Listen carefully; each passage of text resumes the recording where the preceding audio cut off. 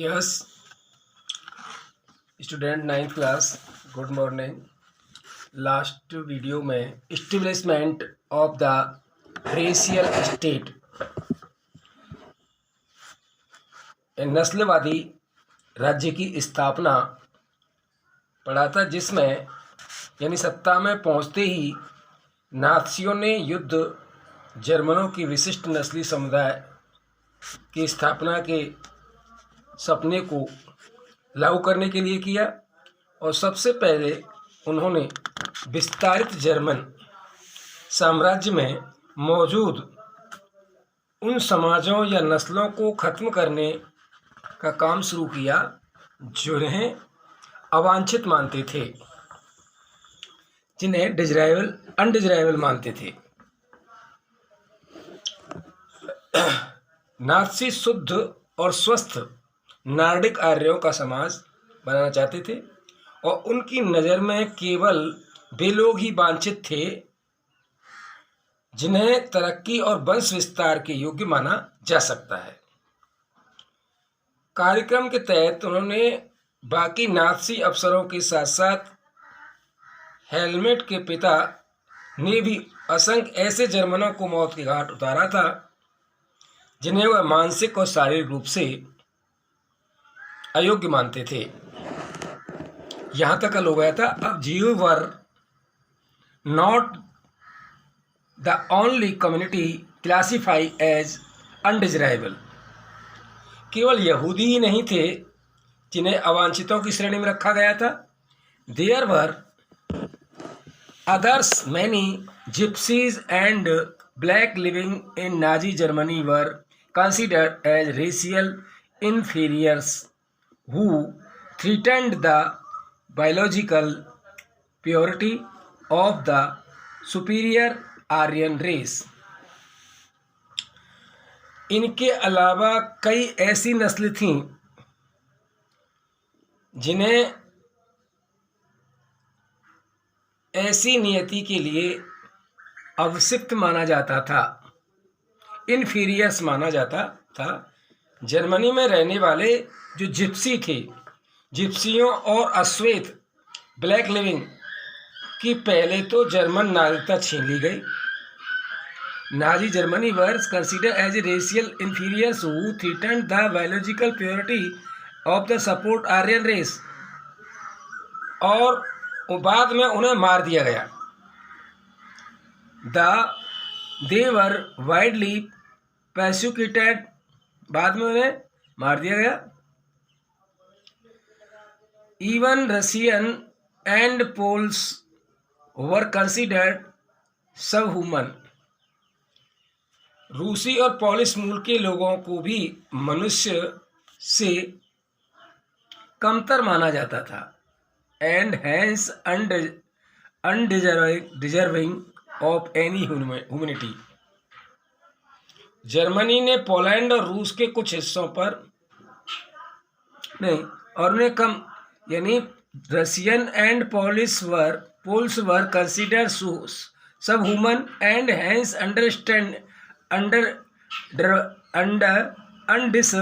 Undeserving of any humanity.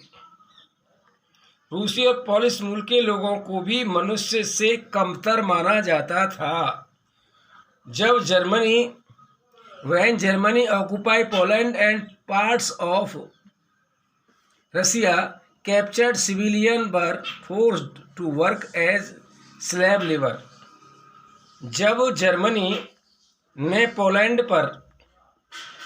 और रूस के कुछ हिस्सों पर कब्जा कर लिया, जर्मनी ने पोलैंड और पार्ट्स ऑफ रशिया, रूस के कुछ हिस्सों पर कब्जा कर लिया, तो सिविलियंस वर फोर्स्ड, स्थानीय लोगों को भयानक परिस्थितियों का सामना करना पड़ा।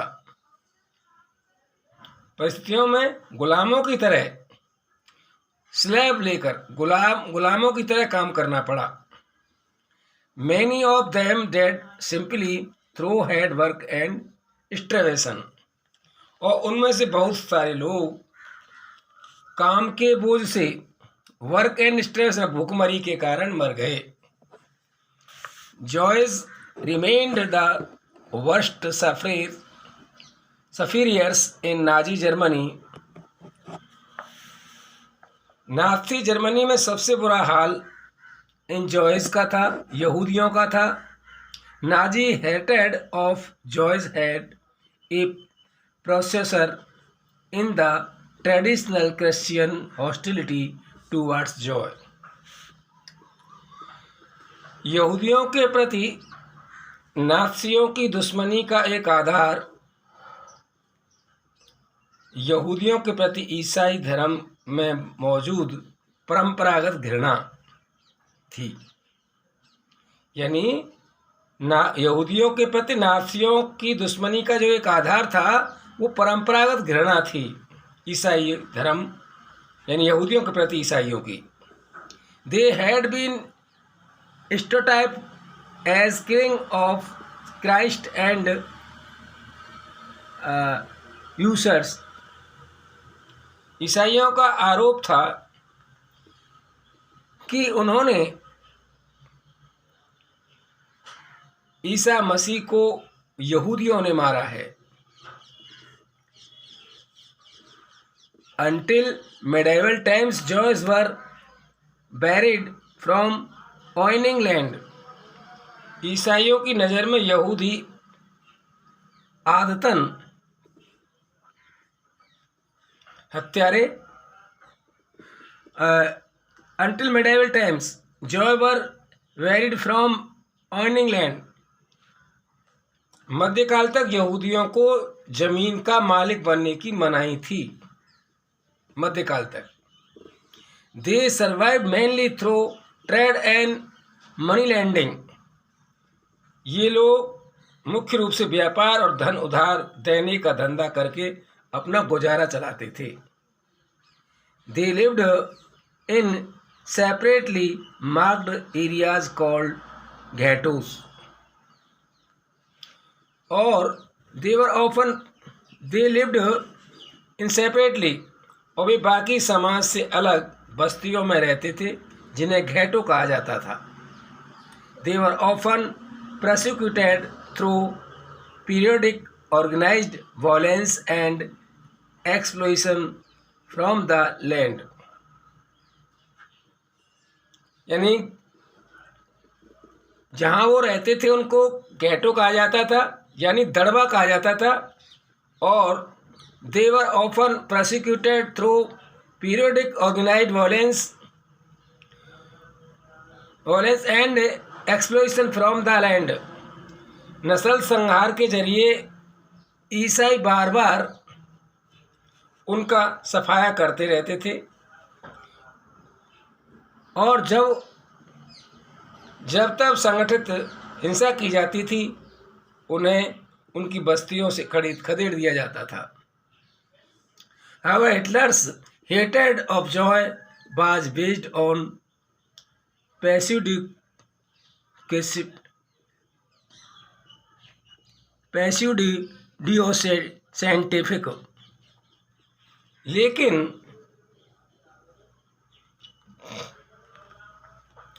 यहूदियों के प्रति हिटलर की घृणा तो नस्ल के छंदम वैज्ञानिक साइंटिफिक यानी यहूदियों के प्रति हिटलर की जो घृणा थी, यद्यपि हिटलर की जॉय के प्रति जो घृणा थी उसका आधार पैसेंड साइंटिफिक थ्योरीज ऑफ रेस कि नस्ल के छंदम वैज्ञानिक सिद्धांतों पर आधारित थी। नस्ल के छंदम वैज्ञानिक थ्योरीज के आधार पर थी। Which held that conversion was no solution to the Jewish problem. इस नफरत में यहूदी समस्या का हल धर्मांतरण से नहीं निकल सकता था, कन्वर्जन से नहीं निकल सकता था। It could be solved only through their total elimination. Hitler की दृष्टि में इस समस्या का सिर्फ एक ही हल था कि यहूदियों को पूरी तरह से समाप्त कर दिया जाए। From 1933 to 1938, the Nazis terrorized, pauperized, and seized the joy, compelling them to leave the country, compiling to them to leave the country. 1933 और 38 तक नाथियों ने यहूदियों को तरह तरह से टेरराइज किया, आतंकित किया। उन्हें दरिद्र कर आजीविका के साधन उनसे छीन लिए गए और उन्हें शेष समाज से, शेष देश से अलग होने के लिए बाध्य कर दिया।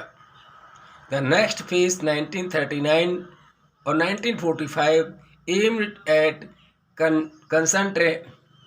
concentrating them in certain areas and eventually killing them in gas chambers in Poland. यहूदियों को 1939-45 के दूसरे दौर में कुछ खास इलाकों में, खास क्षेत्रों में इकट्ठा करने और अंततः उन्हें पोलैंड में जो गैस चैम्बर थे उन गैस चैम्बरों में ले जाकर मार देने की रणनीति बनाई। यानी 1939-45 में उनका जो लक्ष्य था नाज़ियों का कि उन यहूदियों को इकट्ठा करके पोलैंड के गैस चैम्बरों में ले जाकर के मार देने का था। द रेशियल यूटोपिया यानी नस्लीय कल्पना लोग। Under the shadow of war the Nazi proceeded to racial their murders racial ideal. युद्ध के साये में नाजी अपने मर्डराइज कातलाना और नस्लवादी कल्पना या आदर्श विश्व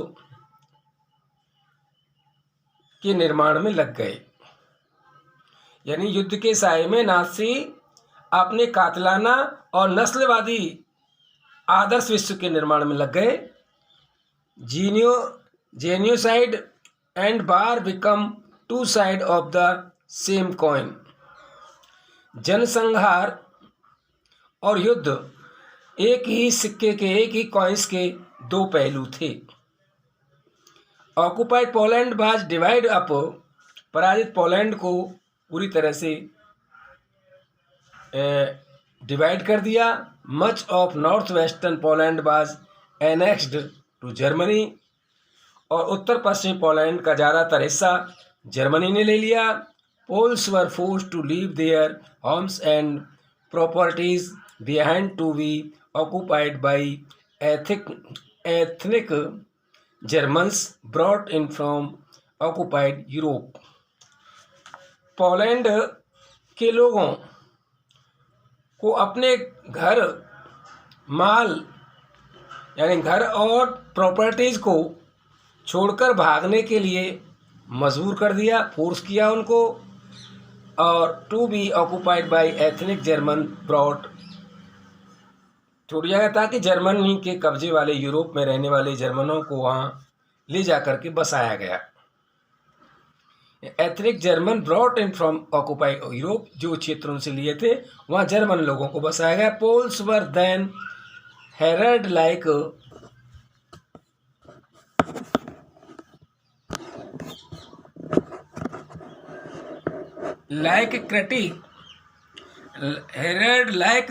cattle in the other part called the general government।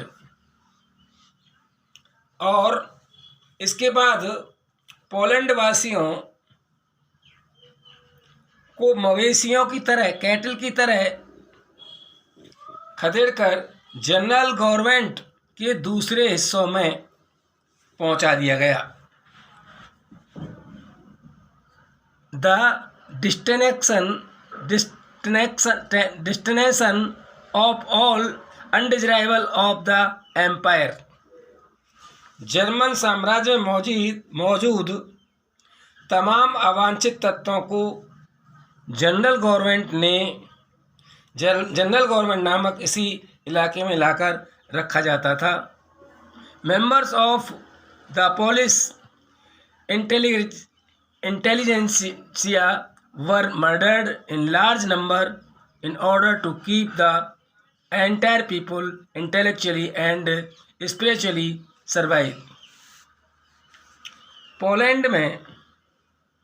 Poland के बुद्धिजीवियों को बड़े पैमाने पर मौत के घाट उतारा गया, मर्डर कर दिया गया और पूरे पोलैंड के समाज को बौद्धिक, स्पिरिचुअल और इंटेलेक्चुअल, बौद्धिक और आध्यात्मिक स्तर पर पूरी तरह से गुलाम बना लिया। Polish children who looked like Aryan were forcefully sentenced from their mothers and examined by race experts. आर्य जैसे लगने वाले पोलैंड के जो बच्चे थे को उनकी माँ बाप से छीनकर, snatched from their mothers and fathers, उनकी माँ से उन्हें छीनकर, and examined by race experts, छीनकर जांच के लिए नस्ल विशेषज्ञों के पास पहुंचा दिया गया। If they passed the race test they were raised in German families and if not they were deposited in orphanages where most preside. अगर वे नस्ली जांच में पास हो जाते थे तो उन्हें जर्मन परिवारों में पाला जाता था, एंड इफ़ नॉट, अगर ऐसा नहीं होता था तो उन्हें deposited in orphanages were must prized, अनाथ आश्रमों में डाल दिया जाता था जहां ज़्यादातर उनमें से मर जाते थे। With some of the largest ghettos and gas chambers, the general government also served as the killing fields for the Jews. General government में कुछ विशालतम